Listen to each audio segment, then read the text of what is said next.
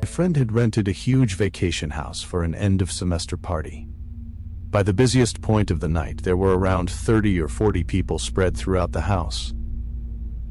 Some were outside by the pool, others were drinking in the kitchen, and people were going in and out of the game room and theater upstairs. A smaller group of us planned on staying the night, so there were overnight bags, purses, chargers, and blankets lying around the house. I first noticed the guy about an hour or two after the party started. He looked around our age, probably in his early 20s. There was nothing unusual about him. He was dressed normally, talking to people, and seemed completely comfortable. I assumed he was one of my friend's cousins or someone they had invited. I remember seeing him talking to my boyfriend and a few other guys near the game room. When I walked over, he joined the conversation like he already knew everyone. He even knew a couple of people's names, so I didn't think much of it. A little later, one of my friends pulled me aside and asked if I knew who he was. I told her I thought he came with one of our friend's cousins. She laughed and said she thought the same thing. Since everyone had been drinking, it became a joke for a while. People started asking each other who had invited him, but nobody seemed seriously concerned. We figured someone had brought him along and we just hadn't met him before. Eventually, someone said they remembered seeing him come through the front door with the group that had gone outside to get drinks from their cars. We asked that group about him. They said they didn't know him either. They remembered him walking inside directly behind them, but they thought he had already been at the party and had just stepped outside. One of them had held the door open for him without thinking about it. At that point, everyone was laughing and asking the same question. Okay, so who the hell is this guy? Even then, it didn't seem serious. He wasn't standing around acting suspicious. He talked to people, played games, and moved around the house like he belonged there. At one point, I was standing nearby when he commented on how big the house was. He asked where everyone was going to sleep because there were so many people there. Someone explained that only a smaller group was staying overnight. A few couples had bedrooms, while some people would probably sleep in the theater upstairs. That didn't seem strange either. The theater had large reclining seats, and people had been going upstairs throughout the night to watch music videos and hang out.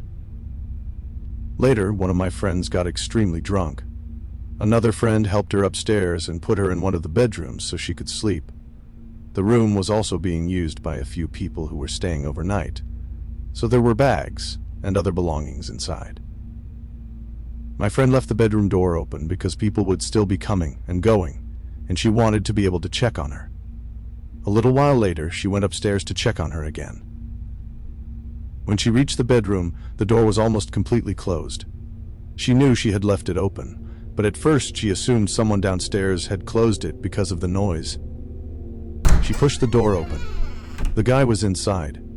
He was standing next to the nightstand, and our friend was still passed out on the bed. Her purse was open beside her, and he was holding her phone. My friend immediately asked him what he was doing. He said the phone had been ringing and he was trying to figure out who it belonged to. Then he said he had heard someone throwing up earlier and wanted to make sure she was okay. My friend told him that he didn't even know her and had no reason to be alone in the bedroom with her. He kept insisting that she had misunderstood him and that he was only trying to help. The argument woke our friend enough for her to open her eyes. She looked at him and asked who he was. My friend didn't answer. She went into the hallway and started yelling downstairs, asking who had brought him and telling whoever knew him to come upstairs. People started coming up to see what was happening. At first, everyone expected someone to recognize him. Nobody did. One of my friend's boyfriends walked up to him and asked directly who he came with. The guy said the people he knew had already left. He asked for their names. The guy gave him a first name, but nobody recognized it. Then he said he might have gotten the name wrong because they had only recently met. Someone pointed out that earlier he had acted like he knew one of my friend's cousins. He immediately said we had misunderstood him. According to him, he never said he knew them. He had only been hanging around with that group during the party. My friend's boyfriend told him that nobody there knew him and that he needed to leave. What bothered me was how calm he was through the whole thing. He didn't look embarrassed or nervous. He just shrugged and said he thought it was an open party and that it wasn't a big deal. Then he walked downstairs and left. For a few seconds, everyone just stood there. He had acted so casually that we almost felt like we had just kicked out some random drunk guy who had made an honest mistake. Then my friend checked her purse. Some of her cash was missing. That immediately changed the mood. People started checking their own belongings. One person couldn't find their car keys. Another girl couldn't find her wallet. Someone else couldn't find their AirPods. A group of us started searching the house. When we checked the theater upstairs, someone opened the storage compartment inside one of the reclining seats. There were several things inside. 2 wallets, a set of car keys, AirPods, a watch, loose cash, and a couple pieces of jewelry. 2 driver's licenses had been taken out of the wallets and placed at the bottom of the compartment. Everything belonged to different people. One person had left their wallet in the kitchen. The car keys had been sitting on a table near the pool door, and the AirPods had been inside a jacket in the game room. Someone had been moving around the house and collecting people's belongings. We couldn't prove that the guy had put every item there, but he had just been found alone in a bedroom holding our friend's phone with her purse open beside him. Then people started remembering how often he had gone upstairs during the party. Nobody had paid attention because the theater was up there, and people were constantly walking between the floors. We probably should have called the police right then, but there were a lot of people drinking at the party. Everyone was worried about the police showing up and turning the whole thing into something bigger, especially since the house was rented under my friend's name. Instead, my friend contacted the property manager and resort security. The property had a camera facing the front entrance, and security cameras covered parts of the community. The footage showed the group we remembered coming back from their cars. The guy was walking several feet behind them. As they reached the door, he sped up and walked directly behind them. One of the people held the door open, and he simply walked inside with them. Everyone inside assumed he belonged to that group. The group assumed he had already been at the party. That's how he got in. Security also found footage of him walking around the community before he entered the house. They couldn't figure out how he had originally gotten through the gate, because he wasn't connected to my friend's reservation and didn't have a guest pass. The property manager checked with nearby vacation rentals where he had been seen, but nobody recognized him or said he was their guest. A few weeks later, my friend was contacted again. Security had stopped the same guy inside the resort on another occasion. He wasn't staying there and wasn't listed as anyone's guest. They checked his identification and connected him to the footage from our party. My friend eventually found his name online and discovered that he had previously been convicted of theft. She also found an older local article saying he had been arrested for breaking into a nearby home and stealing wallets, electronics, and other belongings. I don't know exactly what happened after that. My friend was told that the footage and information had been given to law enforcement, and he was permanently banned from the resort. But I still think about how easily he got inside. He didn't break through a gate or force his way into the house. He simply walked behind a group of people and let everyone assume he belonged there. He spent hours inside with us, learned people's names, saw where everyone was sleeping, and moved freely around the house. And if my friend hadn't gone upstairs to check on our friend when she did, we might never have realized he was there at all. This happened in the summer of 2010, when I was 12 or 13. My family took a trip to a really nice hotel in the city, and a lot of family friends came with us and stayed in nearby rooms. The hotel had a strange design. The lobby was on the 4th floor instead of the ground floor, and every floor had a balcony overlooking the lobby and cafe below. Because of the open design, sounds from the lobby could travel all the way up through the building. The first couple of days were great. My friends and I played cards, watched TV, and explored the hotel at night while telling each other ghost stories. Then, on the 3rd day, I woke up to screaming outside my room. I got out of bed and opened the door. The noise was coming from below, so I walked into the hallway and looked over the balcony. A girl was lying on the lobby floor with eggs and milk scattered around her. People were rushing over to help, and I heard someone telling another person to call 911. I looked down and saw my family and a few of my friends in the lobby getting breakfast.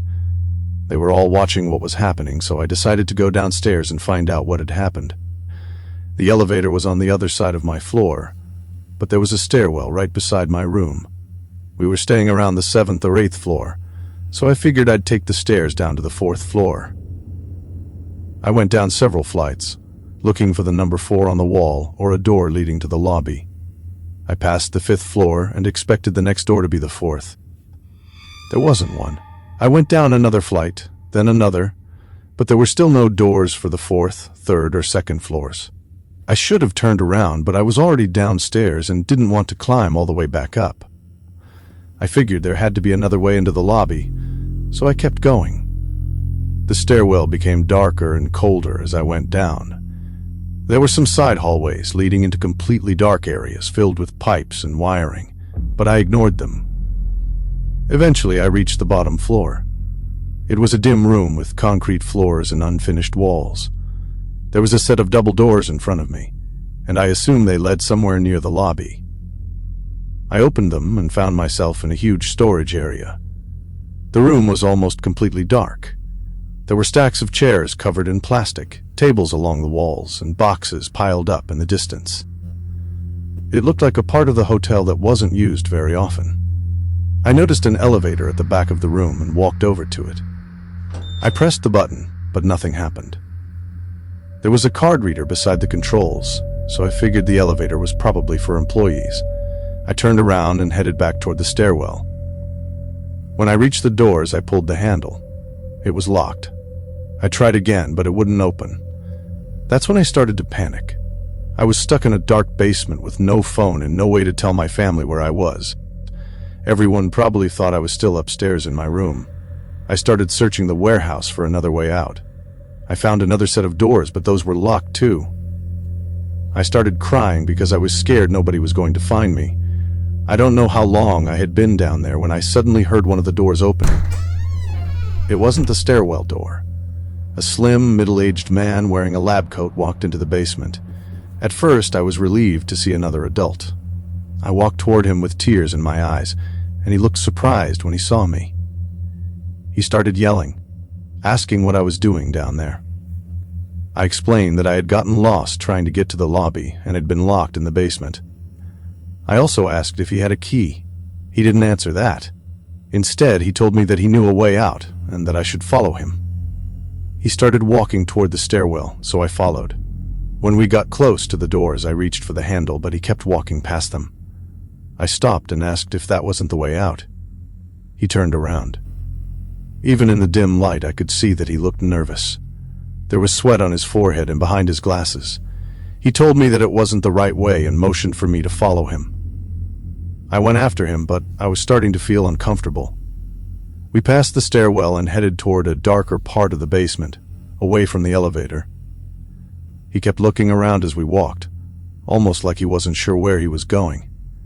Eventually, we turned a corner and reached a dead end, where several boxes were stacked against the wall.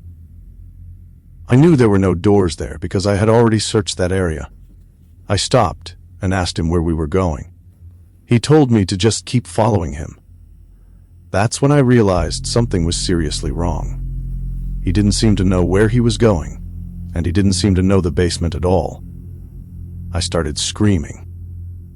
I screamed as loudly as I could, hoping someone upstairs would hear me. The man covered his ears and started yelling at me, asking what I was doing and telling me to be quiet. I kept screaming. He became angry and started walking toward me. I turned around and ran toward the stairwell doors. He followed behind me, walking quickly and muttering things under his breath. I was only a few feet from the door when it suddenly opened. A hotel janitor stepped into the basement. He had heard me screaming from the stairwell. He looked at me, then at the man behind me, and immediately told me to get behind him. I moved behind the janitor while he asked me who the man was. I told him I had no idea and explained that the man had come through the other door and tried to lead me farther into the basement. The janitor immediately radioed the front desk and told them he had found a child in the basement. Then he quietly told them that there was a man down there who appeared to have come from outside and asked them to send security. The man started making excuses. He claimed he was only looking for a bathroom. The janitor didn't seem to believe him. He told him to stay there and explain himself when security arrived. I stayed behind the janitor, still shaking and trying to understand what was happening. Eventually, an employee from the front desk arrived and took me upstairs.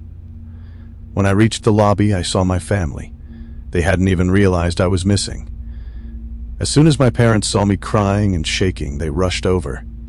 I told them what had happened, and they hugged me tightly while asking if I was okay. I never got to properly thank the janitor, and I never found out what happened to the man. I still don't know why he was in that basement, why he was wearing a lab coat, or what he intended to do. Maybe there was some innocent explanation for what happened. Maybe I misunderstood something, but I know that if I hadn't started screaming, things could have ended very differently. A buddy of mine and I try to go camping twice a month now that I have a vehicle I can trust to get us into some of the more remote areas of the state. We had planned a trip for this past weekend and decided to return to a fairly remote location we'd visited the weekend before. The previous time, we hadn't seen another person within at least a mile of our campsite. Friday night, we got there and set everything up. This happened the following night. It was around 9 p.m. The sun had been down for a while, the moon hadn't risen yet, and the only light around us came from our campfire. We were sitting around the fire when we suddenly heard a man screaming somewhere in the woods. It was just someone drunk and messing around, but it quickly became obvious that this wasn't someone having fun. The screaming sounded full of anger and desperation, and there was something about it that made us both uneasy. We were in the middle of nowhere, about 5 miles from the nearest cell phone signal, and we hadn't seen anyone for hours. The screaming continued for what felt like forever, although it was probably only about 5 minutes. We had no idea what was happening, so we gathered anything around the campsite that could possibly be used to defend ourselves and kept watching the tree line. About 15 minutes later, while we were still sitting there trying to figure out what we'd just heard, I nearly jumped out of my seat when a flashlight appeared between the trees. A man carrying a flashlight and a lantern slowly walked into our campsite. Before he was fully lit by the fire, I greeted him and asked how he was doing. He responded quickly but sounded completely flat, asking if we could do him a favor. My buddy and I looked at each other before telling him that it depended on what he needed. He asked if he could sit by our fire for a little while. There were 2 of us, and only one of him, and we'd already gathered several things we could use as weapons within reach, so we agreed. After a few moments of awkward silence, I finally asked what was going on. The man explained that he had been camping farther down the trail with a friend, but his friend had suddenly snapped and tried to kill him. I immediately asked if the screaming we'd heard earlier had been his friend. He slowly nodded while staring into the fire and began explaining what had happened. They had arrived earlier that day and had been hanging out for a few hours when his friend suddenly started screaming and wouldn't stop. Then he attacked him and lunged at him. He tried telling him to back off, but his friend kept coming after him and things became violent. He was convinced his friend was going to kill him, so he grabbed his car keys, the lights, and ran. Then he told us something that made my stomach drop. His friend had chased him when he ran, and they had a hatchet back at their campsite. I looked at my buddy, and we both realized the same thing. I asked if his friend had actually chased him this far, and if he could be on his way toward our campsite right now. The man slowly nodded. Almost immediately, we heard screaming from somewhere down the main trail, maybe 30 or 40 feet away. The voice was screaming for Gary, repeating his name over and over while demanding something about his balance. I'd never heard a person scream like that before. It was loud, strange, and completely uncontrolled, and the way he kept shouting Gary's name made it even more disturbing. We immediately killed our lights and went silent. For a few terrifying moments, we listened as the screaming came closer. Somehow, the man never noticed our campsite. He continued down the trail, still screaming, until his voice gradually became quieter in the distance. We ended up talking with the stranger, who we'll call Gary, for hours. Eventually, we learned that he and his friend, who we'll call Ty, had taken around 4.5 to 5 grams of magic mushrooms each. Gary said Ty had seemed completely fine for the first few hours. Then, without warning, he suddenly snapped. Gary believed Ty had convinced himself that he could kill him and somehow take over his good trip. We sat there listening as the screaming continued somewhere far down the trail. By around 11 p.m., the moon had started coming out, and the temperature had dropped below 30 degrees Fahrenheit. Gary told us Ty didn't have a jacket or a flashlight. The problem was that none of us were in a good position to go looking for him. My buddy and I had been drinking and couldn't safely drive the 2 or 3 miles of icy road needed to reach the nearest cell signal. Gary was still feeling the effects of the mushrooms and weed, so he couldn't drive either. All we could do was hope Ty eventually calmed down and found his way back. After more than an hour without hearing anything, we thought maybe it was over. Then we heard a voice coming from the woods. The man was calling for help, saying he was lost. We could hear him getting closer until he eventually walked into our campsite. We told Gary to hide just in case, and prepared ourselves in case this wasn't actually over. I had my shotgun with me and my pistol holstered, while my buddy had his rifle and 2 pistols. When the man finally stepped into the light, we could see that he was a huge guy, around 6'2" or 6'3", and roughly 300 pounds. We kept our distance and talked to him for a while. He seemed calm now, and after listening to him, we decided he wasn't looking for a fight. He told us that he didn't remember most of what had happened. He said he had basically blacked out and remembered very little after the argument with Gary. We eventually walked him back down the trail to his campsite. Once we were back at our own camp, we told Gary that Ty seemed calm now, and that if anything happened again, he should scream and come running back to us. Thankfully, nothing else happened that night. What started as one of the strangest and most terrifying nights I've ever had ended on a surprisingly positive note. We became friends with Gary, and I got his phone number so I could make sure he made it safely back into town the next day and got home to his wife and kid. We're actually planning another camping trip with him soon.